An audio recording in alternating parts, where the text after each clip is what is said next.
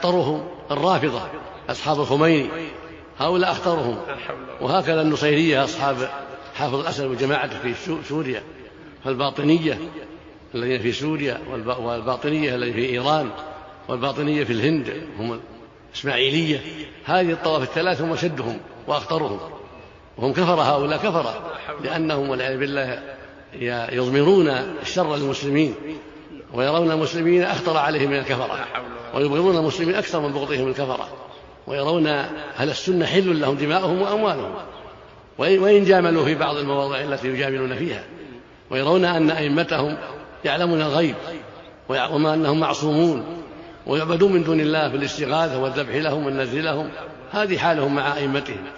فالرافضة الذين هم الطائفة الإثناعشرية ويقال لهم الجعفرية، ويقال لهم الآن الخمينية الذين يدعون إلى الباطل الآن، وهم من شر الطوائف.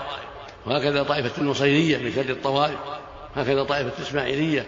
هؤلاء باطنية في الباطن، يرون إمامة الصديق وعمر وعثمان يرونها باطلة، ويرون الصحابة كفار ارتدوا عن الإسلام إلا